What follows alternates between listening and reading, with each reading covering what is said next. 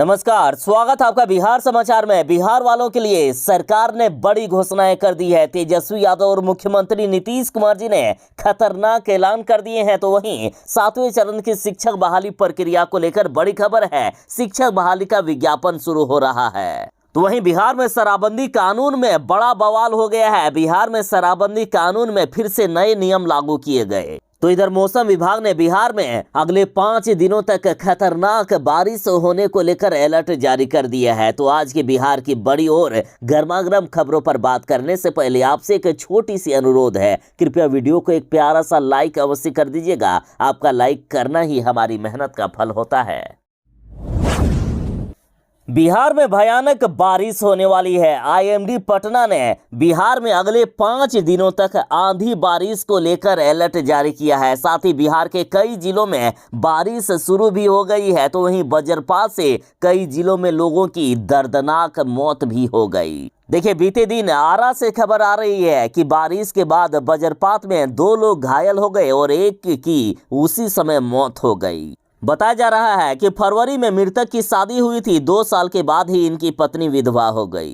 मौसम विभाग ने तेज आंधी बारिश और वज्रपात को लेकर खतरनाक अलर्ट जारी कर दिया है। मौसम विभाग ने कहा है कि बिहार के सभी जिलों के लोग अलर्ट रहे। आईएमडी ने आम लोगों और किसानों से सतर्क रहने की अपील की। तो इधर आज गया, अरवल, भोजपुर, बक्सर, औरंगाबाद, जहानाबाद आदि जिलों में हल्की बारिश दर्ज की गई है। लेकिन मौसम विभाग ने साफ साफ कहा है कि अगले 5 दिनों तक बिहार के कई जिलों में तेज तो कहीं मध्यम दर्जे की बारिश हो सकती है।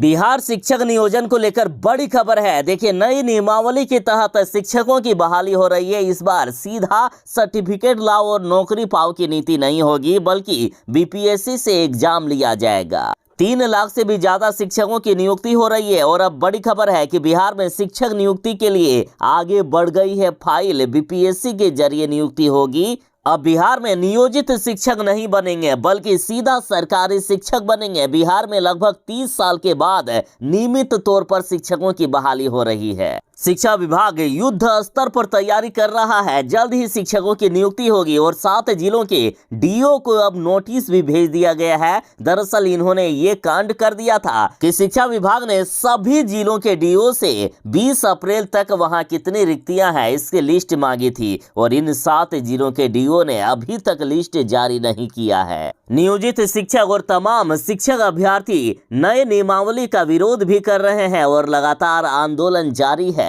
लेकिन सरकार ने कह दिया है कि हमें कोई फर्क नहीं पड़ता है। मुख्यमंत्री नीतीश कुमार जी ने साफ तौर पर कहा है कि चाहे कितने भी नाक रगड़ो, चाहे कितने भी आंदोलन करो, लेकिन अब बिहार में सरकारी शिक्षक ही बनेंगे और ये परीक्षा के द्वारा ही बना जाएगा। बिहार में बीपीएससी के द्वारा परीक्षा होगी। हम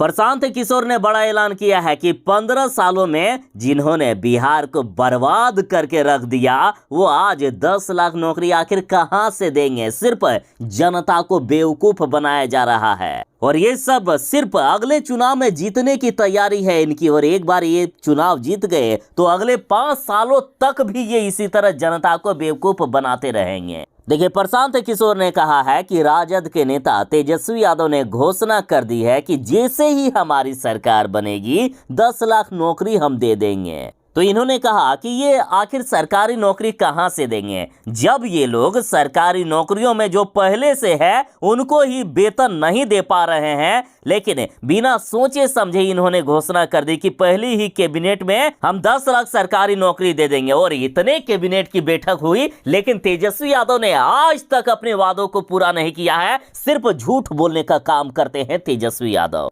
प्रशांत किशोर ने पूछा है कि क्या 2022 से अब तक कैबिनेट की बैठक नहीं हुई है तेजस्वी यादव?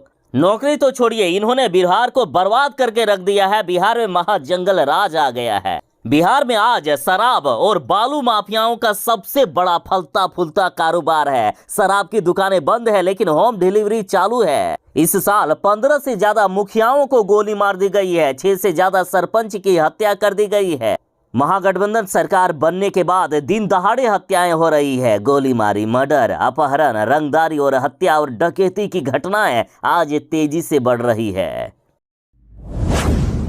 मनीष कश्यप को लेकर बड़ी खबर आ गई है। मनीष कश्यप को सुप्रीम कोर्ट से बड़ी राहत मिल गई है। सुप्रीम कोर्ट ने सीधा तमिलनाडु सरकार से पूछा है कि कैसे लगा दिए इन पर एनएसए, एक पत्रकार पर एनएसए क्यों लगाया गया। देखिए, बेचारे मनीष कश्यप पर सबसे खतरनाक कानून एनएसए लागू कर दिया गया है, जिससे बड़े बड़े माफिया लोग भी थर थर कांपते हैं। सन ऑफ बिहार के बेटे को पूरे देश के लिए खतरा बता दिया गया। ये वही मनीष कश्यप है जो बिहार के साथ पूरे देश के भ्रष्ट नेताओं को चुन चुन कर उनका भंडाफोड़ करते थे। कोई भी यदि भ्रष्टाचार करे, वहां यदि मनीष कश्यप पहुंच गए तो उनका खैर नहीं। तेजस्वी यादव को तो मनीष कश्यप ने छोड़ा ही नहीं था। तेजस्वी यादव मनीष कश्यप से डरने लगे थे, और ये बातें खुद मनीष कश्यप ने कही है। मनीष कश्यप और उनके वकील बार बार यही कहते हैं कि तेजस्वी यादव ने ही हमें फंसाया।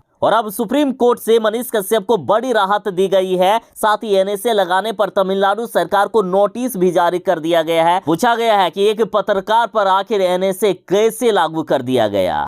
अगली सुनवाई 28 अप्रैल को होने वाली है। 28 अप्रैल को मनीष कश्यप को बड़ी राहत मिलने की उम्मीद है। अब भारत की बर्बादी के दिन शुरू हो गए हैं। पूरी दुनिया में यदि किसी देश में सबसे अधिक जनसंख्या है तो वो भारत ने अपने नाम कर लिया है। भारत ने चीन का भी रिकॉर्ड तोड़ दिया। पूरी दुनिया में सबसे ज्यादा जनसंख्या वाला देश भारत बन गया। तो इस पर सत्ता पक्ष और विपक्षी नेता सभी एकजुट होकर एक ही आवाज में बोले हैं कि हमारे देश में जनसंख्या कम होनी चाहिए, जनसंख्या नियंत्रण कानून लागू होना चाहिए। तो इधर केंद्रीय मंत्री गिरिराज सिंह ने कहा है कि ये दर्जन भर बच्चे पैदा करने वालों की देन है। देखिए, संयुक्त राष्ट्र जनसंख्या कोष की रिपोर्ट के मुताबिक भारत की आबादी अब 142 करोड़ 86 लाख हो गई है। वहीं चीन की आबादी 142 करोड़ 57 लाख के करीब है। इस पर गिरिराज सिंह भड़क गए। गिरिराज सिंह ने कहा कि आज देश में लगभग 150 जिले ऐसे हैं जहां बच्चा पैदा करने का अनुपात बढ़ गया है। ये आखिर किन की आबादी है? ये आबादी उनकी है जो 1 दर्जन बच्चे पैदा करते हैं। और इन खास समुदाय के लिए आज पक्ष और विपक्ष सभी को एकजुट होकर इन पर रोक लगानी चाहिए। और बिल्कुल सही बात है, यदि इसी तरह से भारत की जनसंख्या बढ़ती रही तो भारत की बर्बादी मानो तय है। अब बीजेपी ने भी नीतीश कुमार की शराबबंदी की खुलकर तारीफ कर दी है। देखिए, पूर्व केंद्रीय मंत्री सुब्रमण्यम स्वामी ने कहा है कि सिगरेट से कैंसर होता है और शराब से दिमाग खराब होता है, और जो लोग शराब बेचता है वो देशद्रोही है। इन्होंने कहा कि बिहार में 2016 से ही शराबबंदी लागू है, उसके बावजूद बिहार में धड़ल्ले से शराब बिक रही है। बिहार में ठीक से शराबबंदी कानून लागू होना चाहिए। साथ ही इन्होंने कहा कि सिनेमा में शराब पीते दिखाया जाता है, जो बिल्कुल गलत है। नाइट क्लब में शराब बांटी जाती है, शराब पीने से ही मर्द कहलाओगे, ऐसी बातें होती है। यहाँ तक कि महिलाओं को भी जबरन शराब पिलाई जाती है, जो कि हमारी संस्कृति में कहीं भी नहीं है। अच्छे लोग कभी शराब नहीं पीते। वहीं नीतीश कुमार पर इन्होंने कहा कि बिहार के सीएम नीतीश कुमार और एनडीए का डीएनए एक ही है। मैं चाहता हूं कि वे वापस आ जाए, हमसे मिलेंगे तो मन बदल जाएगा नीतीश कुमार जी का। अब बीजेपी ने कसम खा लिया है कि हम नीतीश कुमार जी को नहीं छोड़ेंगे। नीतीश कुमार जी को मिट्टी में जब तक नहीं मिला देंगे तब तक बीजेपी अब चैन से नहीं बैठेगी। अब सीधा सीधी बीजेपी नेता ने कह दिया है कि पीएम मोदी इस बार नीतीश कुमार को नहीं छोड़ने वाले हैं। नीतीश कुमार के पूरे राजनीतिक करियर को मिट्टी में मिलाने का काम करेंगे मोदी जी। देखिए, बड़ी खबर आ रही है कि बीजेपी के प्रदेश अध्यक्ष सम्राट चौधरी ने राजनीतिक रूप से नीतीश कुमार को मिट्टी में मिलाने की सौगंध ले ली है। इन्होंने कहा कि जिस तरह से यूपी में माफिया और आतंकियों को मिट्टी में मिलाया जा रहा है, वैसे ही राजनीतिक रूप से बिहार में नीतीश कुमार को बीजेपी मिट्टी में मिलाने का काम करेगी, क्योंकि नीतीश ने जो पीएम मोदी से कमिटमेंट किया था उसे छोड़कर ये भाग खड़े हुए। और अब जब वे भाग ही गए हैं तो उनको हम नहीं छोड़ेंगे, उन्हें राजनीतिक रूप से हम मिट्टी में मिला देंगे।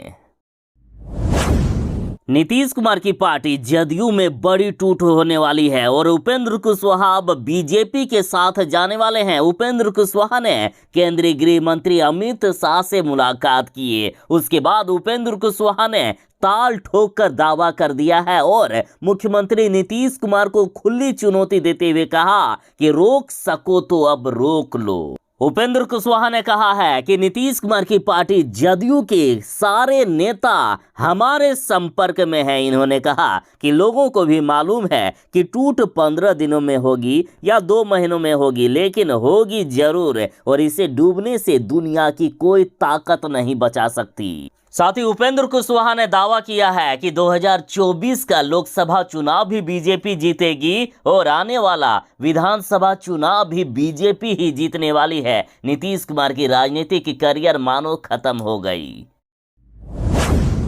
बिहार के साथ है देश में कुछ लोग ऐसे हैं जो अतीक अशरफ को शहीद कह रहे हैं। देखिए, माफिया अतीक अशरफ की सरेआम हत्या कर दी गई। पुलिस कस्टडी में इनकी हत्या हुई है। कुछ लोग इनको शहीद कर रहे हैं, तो वहीं बिहार के उप मुख्यमंत्री तेजस्वी यादव ने भी अतीक अशरफ को अतीक अशरफ जी कह के संबोधित किया। और अब बड़ी खबर आ रही है कि बीजेपी ने मांग की है कि अतीक अशरफ को शहीद कहने वालों को शूट एंड साइट का ऑर्डर दे दिया जाए। अश्विनी चौबे ने कहा है कि अतीक अशरफ को जो लोग शहीद कहेंगे उनको शूट एंड साइट कर देना चाहिए, यानी सरेआम गोली मार देना चाहिए। बिहार में अब योगी मॉडल लागू होना चाहिए। साथ ही अश्विनी चौबे ने कहा कि बिहार में तो केवल चाचा भतीजा वंशवाद और जातिवाद की सरकार चल रही है। जिस तरह से महागठबंधन में जाकर नीतीश कुमार बयान दे रहे हैं, खास तौर पर भाजपा के लोगों को टारगेट कर रहे हैं, तो आने वाले समय में बिहार की जनता इसका जवाब जरूर देगी और 2025 में बिहार में योगी मॉडल की तरह सरकार बनेगी।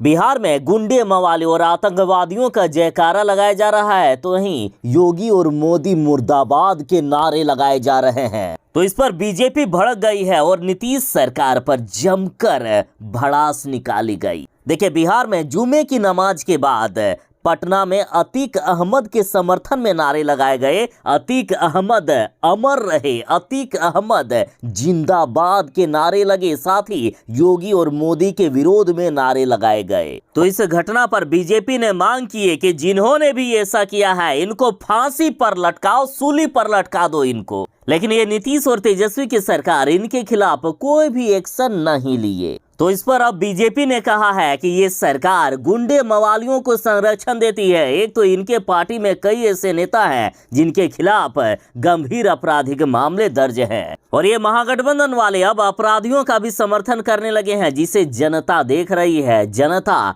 महागठबंधन वालों को सबक जरूर ही सिखाएगी।